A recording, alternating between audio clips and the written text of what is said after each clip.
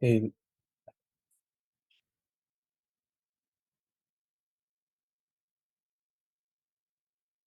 ya, para que tengan en cuenta que eh, la semana pasada no llegamos a terminar la parte de variables numéricas y ustedes recuerdan que hicimos, sí me escucha, ¿no? ¿Cierto?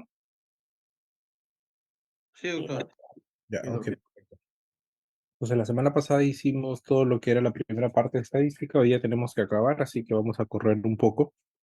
Y vimos dos pruebas principalmente, ¿no? Vimos el chi cuadrado y vimos el magnémar.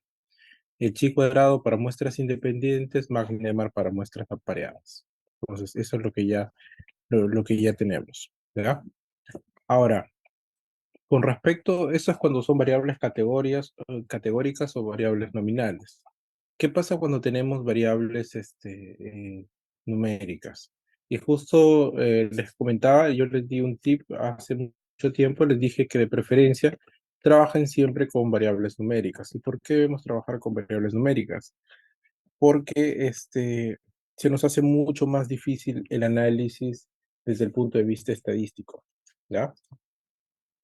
Si ustedes trabajan con variables eh, cuantitativas por lo general, se vuelve un poco más tedioso, ¿ya? ¿Y por qué más tedioso? Porque lo primero que tenemos que hacer, o el primer paso que debemos dar cada vez que querramos evaluar una variable cuantitativa, es que tenemos que demostrar o tenemos que evaluar qué tipo de distribución numérica tiene, ¿ya? ¿Y qué significa eso?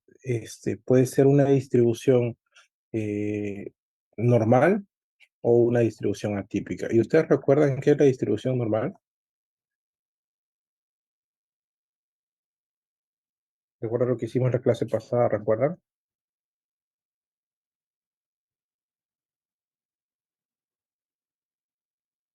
Es, ¿Cuáles son las características de la distribución normal?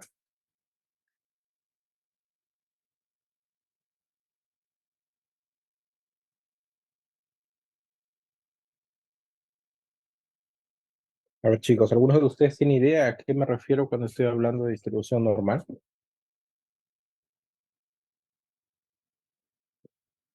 Cuando es simétrico, que, A ver, que así, el- ya, va por ahí. Ya, la distribución normal significa de que una variable tiene un comportamiento más o menos predecible o un comportamiento Ustedes entienden con distribución normal como perfecto. ¿Y perfecto qué significa? Que es justo, tiene la forma de una campana, ¿no? Lo que ustedes recuerdan de la campana de Gauss, donde ah, todos los, es, donde todos los datos se concentran en el centro, ¿ya? Se concentran a la mitad. ¿Y qué quiere decir eso? Que la media es igual a la moda y la moda es igual a la mediana. Esas tres características tiene. Es exactamente una curva perfecta. Entonces, y usted va a decir, pero en la vida no existe ese tipo de cosas perfectas. Sí existen. Si usted, la mayoría de fenómenos naturales o fenómenos, yo quiero decir, en la naturaleza, tienen distribución normal, incluyendo, si yo calculo, por ejemplo, cómo es el peso de las personas, yo voy a tener que el peso cumple con una distribución normal. ¿Y por qué? Porque la mayoría de los pesos o el peso de las personas se concentra entre ciertos números, el 95%, mientras que hay menos del 5% que ocupan los rangos extremos, o sea, los que están con extrema obesidad y el otro grupo que está con extremo baja de peso, ¿ya? Entonces, a eso se refiere con distribución normal. ¿Qué quiere decir esto? Que cada vez que ustedes quieran hacer una prueba estadística, primero tienen que demostrar efectivamente si es que sus datos se parecen a esta curva normal que les pongo acá, ¿cierto? Si es que mis datos se parecen a esta curva normal, yo puedo aplicar pruebas paramétricas y si es que no se parece a la distribución normal, tengo que usar pruebas no paramétricas. ¿Ya? Imagínense ustedes que ustedes tabulan, por ejemplo, la edad de los estudiantes de medicina de esta forma. Y probablemente usted dice, sí, parece que tiene distribución normal por el gráfico, pero efectivamente puede que parezca, pero al final que no tenga distribución normal. Entonces, ¿cómo lo confirmo? Principalmente con dos pruebas. Una de ellas es la prueba de Shapiro-Wilk y la otra es mediante la homogeneidad de varianzas o test de Levene. Ustedes van a ver que en algunos software estadísticos hay otros tipos de pruebas para probar o para evaluar la normalidad, ¿ya? Eh, Kolmogorov-Smirnov, por lo general, lo van a ver ustedes en SPSS, pero tiene el mismo principio que estas pruebas que les estoy mencionando aquí, ¿ya? Déjenme aceptar a sus compañeros. Ya, ok. Entonces, ¿cuál sería mi hipótesis nula? ¿Ya? Que mi distribución es igual que la normal, ¿ya? Esa es mi hipótesis nula. ¿Y cuál es mi hipótesis alterna? Primero, porque primero tengo que hacer la prueba estadística de la variable cuantitativa. Mi hipótesis alterna es que los datos son diferentes a la distribución normal. Entonces, ¿qué significa? Que si yo tengo un P menor a 0.05, mi variable no tiene distribución normal. Pero si mi P es mayor a 0.05, significa que tengo más del 5% de probabilidades de equivocarme y por lo tanto mi distribución es muy similar a la distribución normal, ¿ya? Esa es la forma como se interpreta el Shapiro-Wilk. Entonces ustedes cuando entran al software estadístico, al momento de usar el Shapiro-Wilk, les va a aparecer así con su probabilidad Z y ustedes ven acá que la probabilidad Z es de 0.25 y 0.60.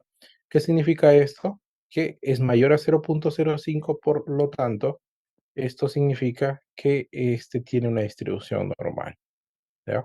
Si es menor a 0.05, significa que es diferente a la distribución normal. Ojo, ¿ya? También se puede evaluar mediante la homogeneidad de las varianzas. ¿Y qué significa la homogeneidad de las varianzas? Imagínense que yo trazo una línea, para que ustedes sepan cómo se calcula esta prueba. Yo trazo una línea y la varianza ustedes saben que es la diferencia de la mediana con el valor, ¿cierto? Al cuadrado. Entonces, ¿qué pasa si yo evalúo las varianzas hacia este lado y sumo todas las varianzas hacia este lado y las varianzas hacia el otro lado? Se supone que si esto tiene una distribución normal y como dijo su compañero es simétrica, lo que esté acá, las diferencias de este lado, es igual a las diferencias de este otro lado. A eso le llamamos homogeneidad de las varianzas, ¿ya? Que se mide por lo general para dos poblaciones, ¿ya? Lo que yo hago es dividir mi población en dos grupos, que es lo que se hace por lo general, ¿ya? Ok, chicos, vamos a pasar. Y voy a borrar esto. Hoy ya tenemos que correr prácticamente con todo lo de estadística, así que algunas cosas les voy a mencionar brevemente para no demorarme mucho. Como les dije, tenemos métodos paramétricos y métodos no paramétricos. Los métodos paramétricos nos preguntamos siempre, una vez que ya, imagínense ustedes que tenemos una distribución normal. Si tenemos distribución normal, lo que tenemos que preguntarnos a continuación es, ¿son grupos pareados? Mejor dicho, ¿es antes y después?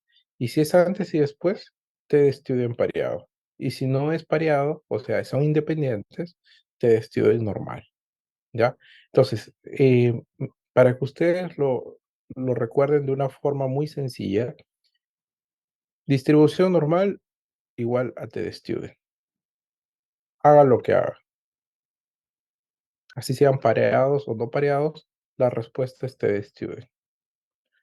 Si es que no tiene distribución normal, me vuelvo a preguntar, estoy trabajando con muestras pareadas y el equivalente a McNemar para pruebas, para variables cuantitativas es Wilcoxon, mientras que el equivalente de T-Student, ¿ya?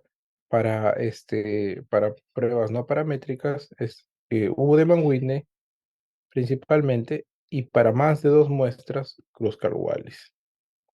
Para más de dos muestras en los paramétricos se llama ANOVA. Ya, esto principalmente porque esto les va a venir en el examen. Yo les voy a poner, por ejemplo, se quiere buscar diferencias entre el nivel de colesterol de 3 turnos de tesis. T1, T2, T3. El colesterol tiene una distribución normal. ¿Qué prueba usaría? A ver, chicos, ¿qué prueba usaría? Esa pregunta de examen. Tal cual les va a venir. Si quiere comparar las diferencias, evaluar las diferencias del nivel de colesterol en tres turnos, T1, T2 y T3. ¿Qué prueba estadística usaría? Teniendo el colesterol una distribución normal. Student.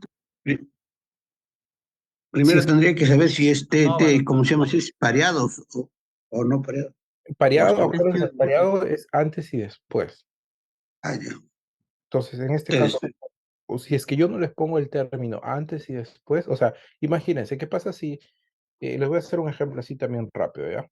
En este caso, lo primero que yo tengo que preguntarme, ¿el colesterol tiene distribución normal o no? Sí, tiene distribución normal. Entonces, ¿qué método tengo que usar? Método paramétrico, ¿cierto? Ya. Lo siguiente es, ¿son pareadas o no son pareadas? No son pareadas. Independientemente de si son pareadas o no son pareadas, siempre voy a usar test-student, así que ahí no hay problema. Voy a usar test-student.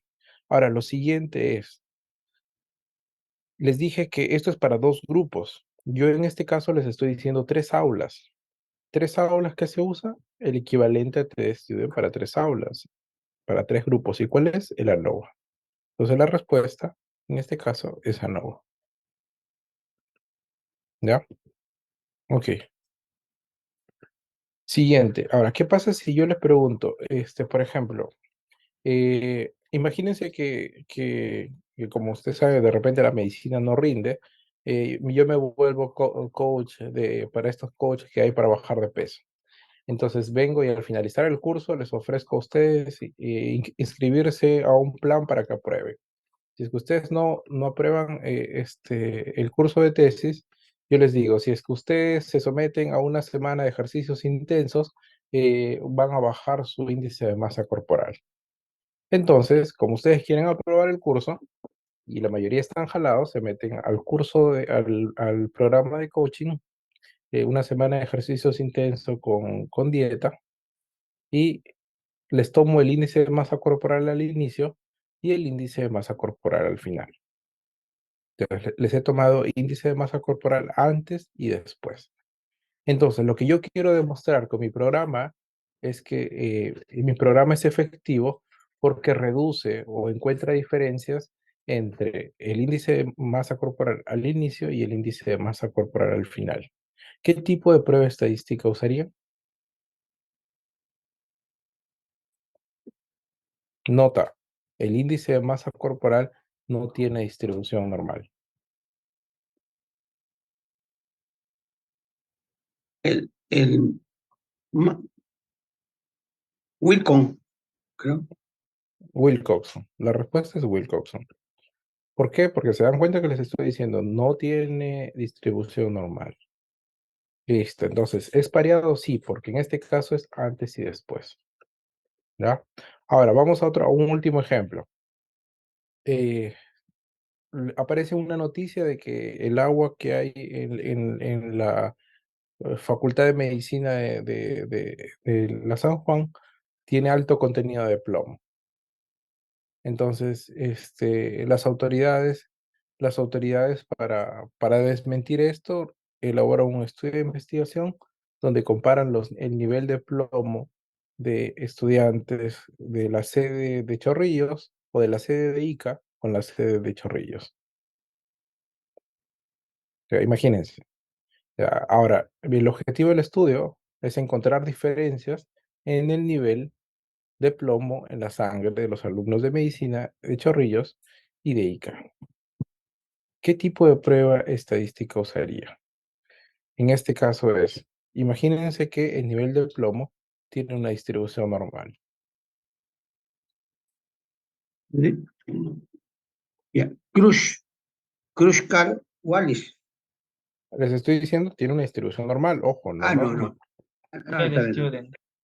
La Student. respuesta, la respuesta sería, te estoy. Pregunta, ¿son pareados o no pareados? ¿Es una muestra pareada o no pareada? No No pareado. pareado. sería no pareado, ¿cierto? Es una muestra independiente, ¿ven? Claro. Entonces, si ustedes razonan de esta forma como están razonando ahorita, aprueban al examen final. El examen final viene, yo no les pregunto cuál es el método para tal, les pongo siempre ejemplos, ejemplos de la vida real, como se han dado cuenta en el examen. Ujú. Entonces, ustedes tienen que resolver esto con ejemplos, porque lo que les va a venir en el ENAM o en el examen de internado es principalmente esto, ¿ya? Esta tabla es la que más preguntan. Entonces, un último ejemplo. Les digo, se quiere comparar el rendimiento académico o el promedio ponderado de 4 aulas de medicina, ¿ya? T1, T2, T3, T4. Se quiere comparar que existen diferencias. La hipótesis nula es que no existen diferencias. Teniendo en cuenta que las notas no tienen una distribución normal, y es claro que no tienen una distribución normal porque si se dan cuenta terminan en 20. Entonces, ¿qué quiere decir? Que la mayoría se concentra y que no es infinita. Y una de las características que tiene la distribución normal es que es infinita. Son infinitos valores. ¿Ya? Entonces, cada vez que ustedes vean una escala que no es infinita, de cajón, eso es distribución no normal. ¿Ok? Ya. Entonces, quiero encontrar diferencias entre las notas de 4 aulas. ¿Qué prueba estadística uso? Cruzca Wallis. ¿Mm? Dígame. A ver, chicos, ¿alguien habló por ahí? Cruz-Wallis, Cruzca doctor. Wallis, doctor. Sí, Cruz Cruzca Wallis, Wallis. así es, perfecto. Es Cruz Porque hay más de Wallis. tres, ¿no? Porque es más Uno, de tres, obviamente. Tienen 3 grupos. Entonces, ustedes han dado cuenta cómo es sencillo planear. Si es que ustedes tienen esto en la cabeza, es sencillo. Pero en la práctica, a veces se vuelve un poco tedioso. ¿Y por qué tedioso?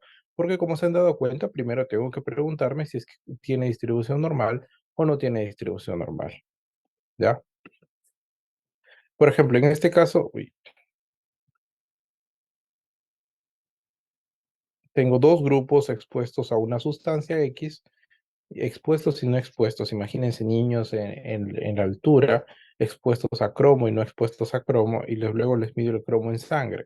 Obviamente, ¿qué es lo primero que tengo que hacer? Demostrar que existe normalidad y homogeneidad de varianzas. ¿Mediante qué pruebas? Mediante estas pruebas de Shapiro-Wilk y el test de Levene.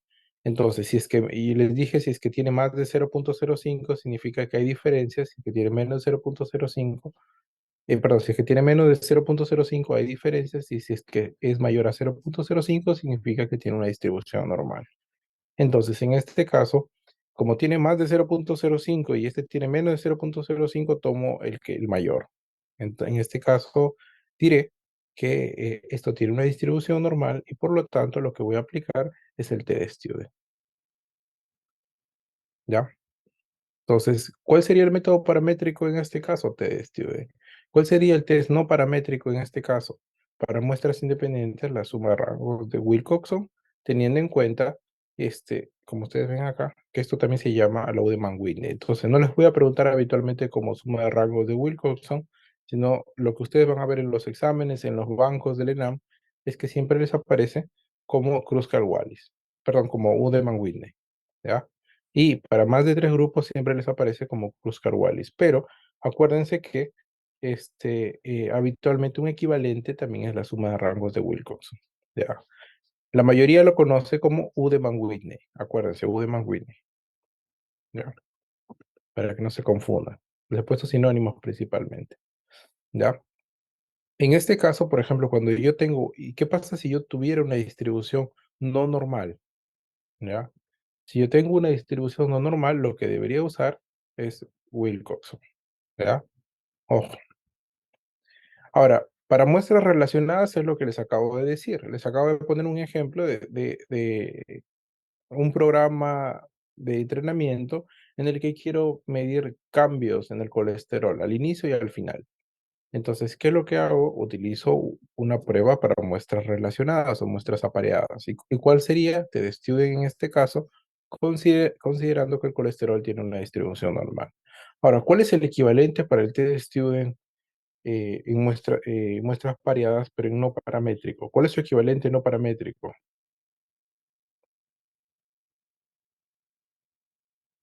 ¿Cuál es el equivalente no paramétrico al TD-Student, chicos? Imagínense este ejercicio.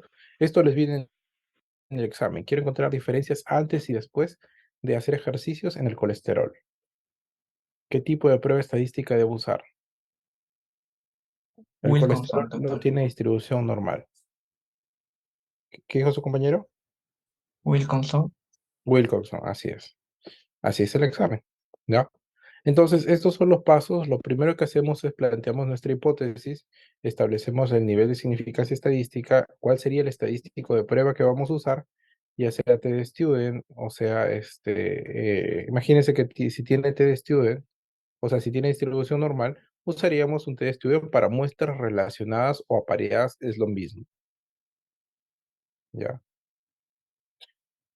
Y esto es lo mismo que les acabo de decir, que les pongo a ustedes en un programa de ejercicios y dieta para reducir los niveles de colesterol, y ustedes así al ojo no se dan cuenta si es que hay diferencias. Parece que sí, parece que no, ¿cierto? Es un poco confuso.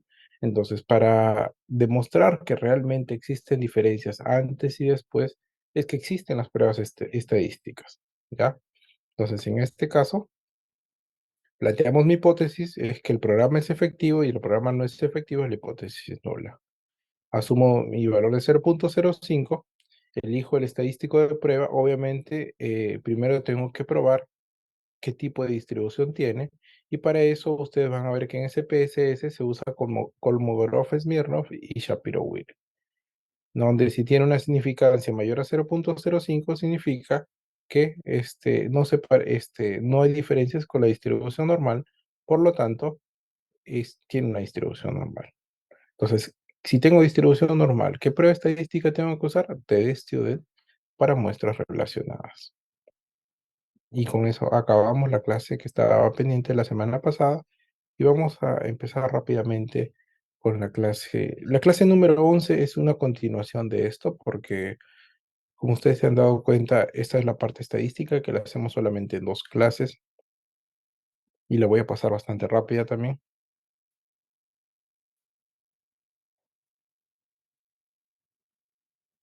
porque en esta última parte lo que viene es esto.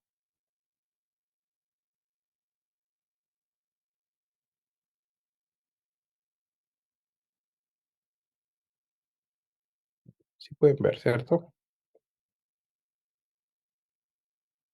Entonces, siguiendo con el resumen que les estaba mencionando, tenemos en este caso el ANOVA. ¿El ANOVA qué significa? Análisis de la varianza. Entonces, en este caso, ¿qué tengo yo? Tengo más de 2 grupos, ¿cierto? Ojo, el ANOVA siempre va para más de 2 grupos. ¿Cuál es el equivalente no paramétrico del ANOVA?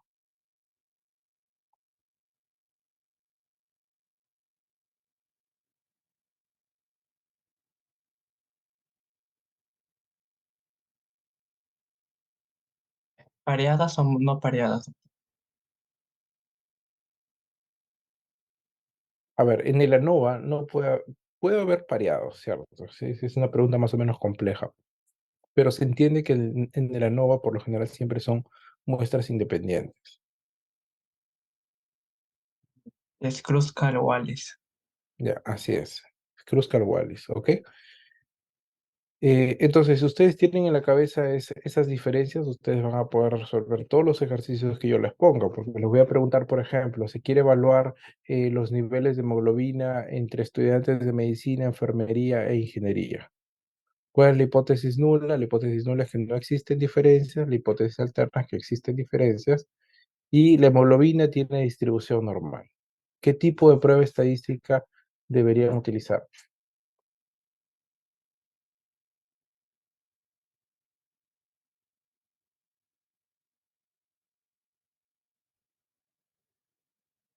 Ujú. Sí. ANOVA, doctor. ANOVA, así es, perfecto.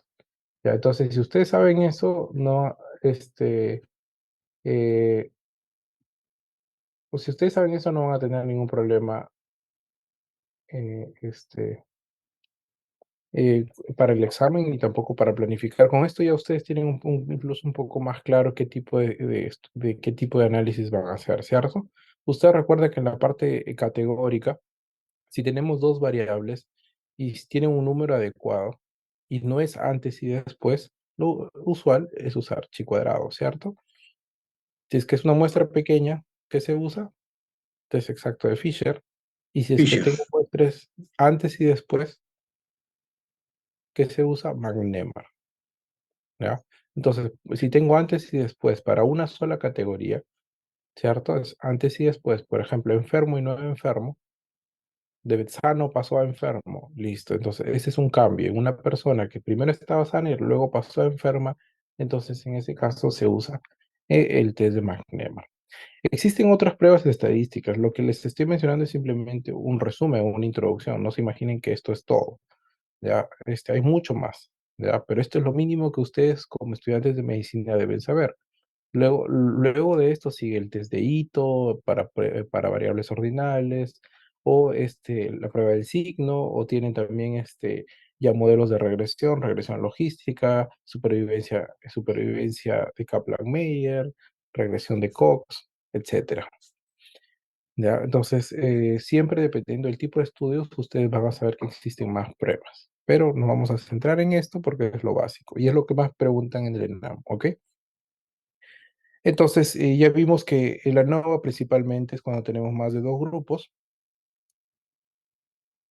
¿ya? Entonces, lo que evaluamos principalmente es encontrar diferencias en la media o en los promedios, como ustedes pueden ver acá en este ejemplo, ¿ya? Entonces, imagínense que tenemos 5 tratamientos diferentes para pacientes con infarto agudo de miocardio. ¿Qué prueba estadística debemos usar? ANOVA. O que tenemos 3 intervenciones diferentes para los pacientes, ANOVA. O, o si tenemos resistencia al desgaste de 7 equipos médicos, o sea, hablo no de máquinas, sino 7 grupos de doctores, entonces eso también lo tengo que evaluar mediante ANOVA. ¿Y por qué ANOVA? Porque la variable que estoy evaluando es cuantitativa, tiene distribución normal, y 2 es más de 2 grupos, ¿ok? Entonces, como decía su compañero, para el test de ANOVA, siempre asumimos que las pruebas son no pareadas, o sea que son independientes, ¿ya? Y que obviamente existe una selección al azar, ¿ya? Por lo general, si es que estas condiciones no se cumplen, por ejemplo, si no hay una distribución normal, lo que tenemos que usar es otro test, que en este caso es el Kruskal-Wallis, que ustedes ya les he mencionado, ¿ya? Entonces, esto es cómo se realiza el análisis de la ANOVA, algo bastante conocido, ¿ya? Luego tenemos la varianza. La varianza principalmente se utiliza como una medida de desviación.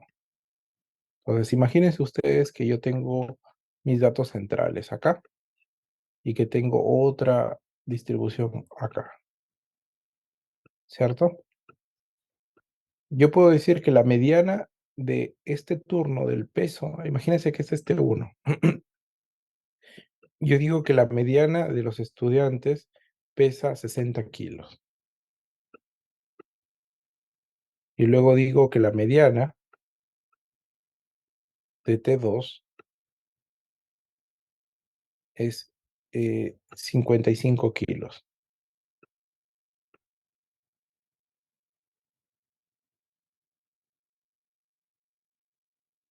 Pregunta, ¿dónde están, en qué grupo, en T1 o en T2, dónde hay más alumnos gordos o más alumnos con más sobrepeso, con mayor sobrepeso? ¿Dónde está la mayor frecuencia de sobrepeso? ¿Aquí o acá?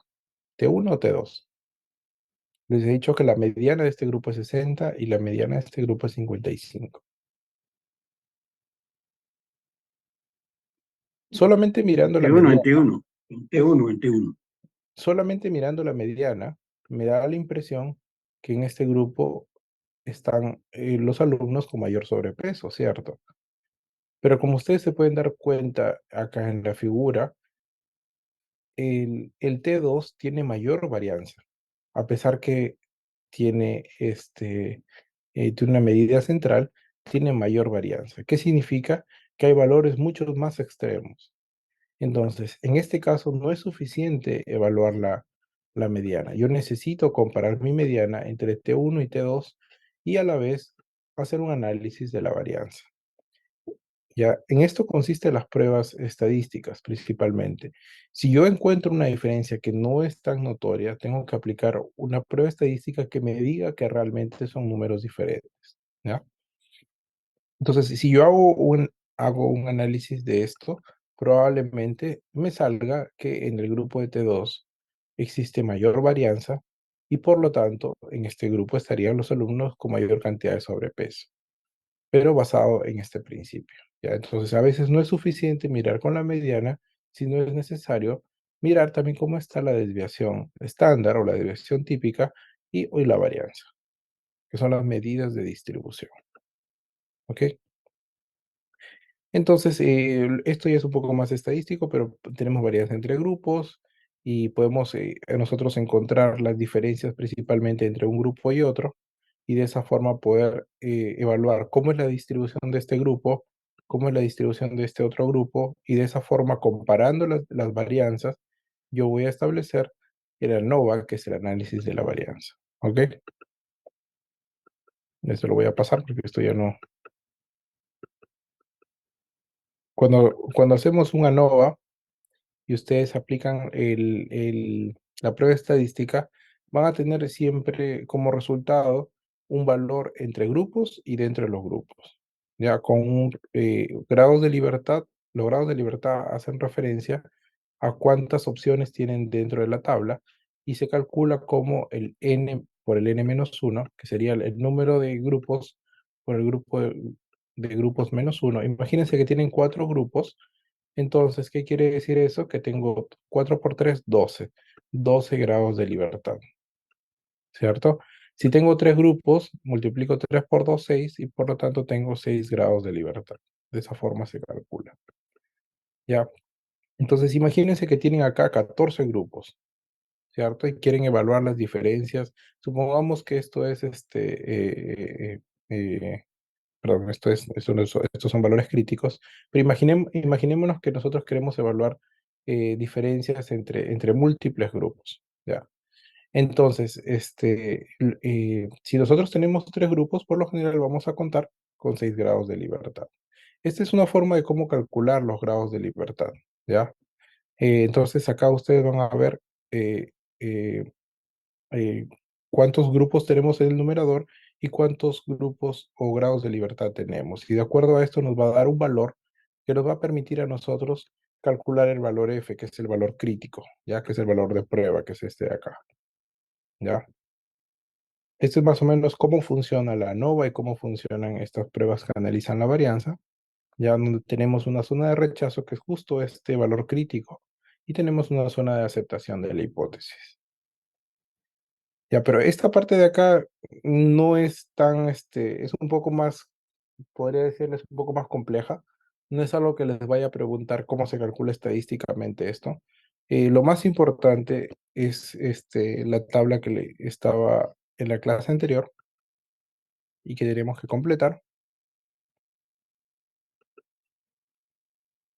para que ustedes más o menos recuerden.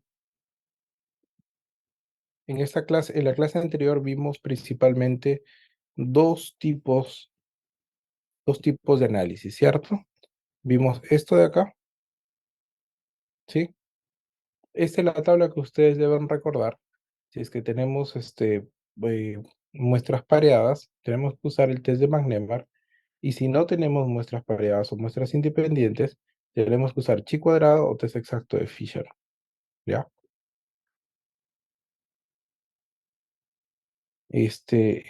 Acuérdense, muestras pequeñas, test exacto de Fisher, muestras grandes, chi cuadrado y muestras pareadas Magnemar. Y por otro lado, cuando tenemos variables cuantitativas, lo que nos tenemos que preguntar es, ¿distribución normal? Sí. Si es que cumple con la distribución normal, pruebas paramétricas, y si no cumple con la distribución normal, pruebas no paramétricas. Si es que tenemos muestras pareadas, o muestras agrupadas, o muestras dependientes, también se llaman, usaremos test de estudio pareado. Si es que no son pareadas, usaremos test de estudio independiente. Si son más de 2 grupos, ANOVA. Si son más de dos grupos para muestras relacionadas o muestras pareadas, lo cual es más difícil, se llama análisis de la varianza para muestras relacionadas. Pero esta técnica es un poco más complicada de hacer, ¿ya? Así que esto de acá no les voy a preguntar. Ustedes quédense con ANOVA, ¿ya?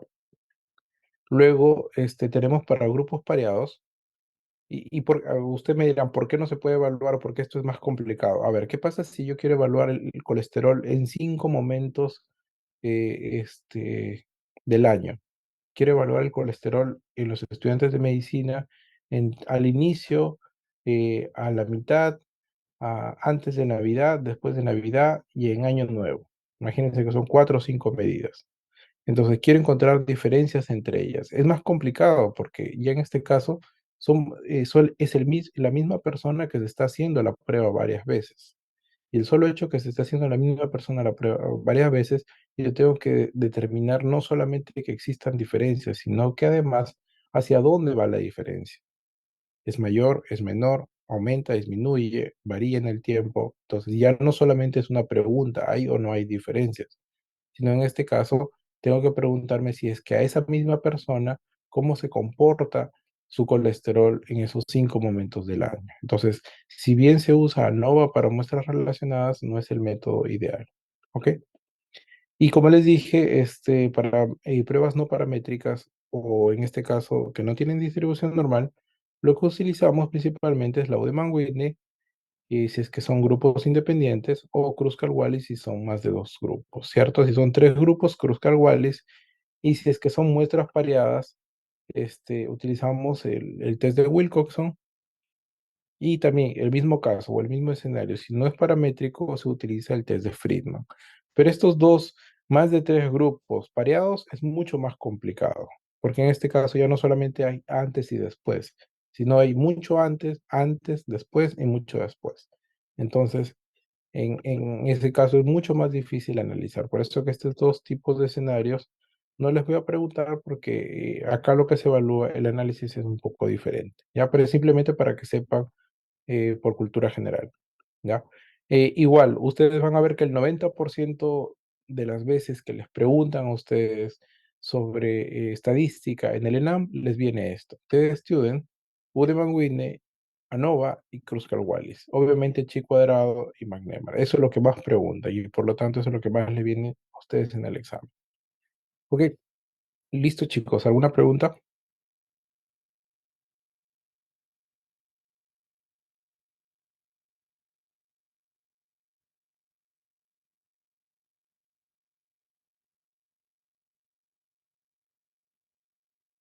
¿Alguna pregunta chicos? Bueno, si no hay más preguntas, vamos a pasar a la parte práctica entonces ahora.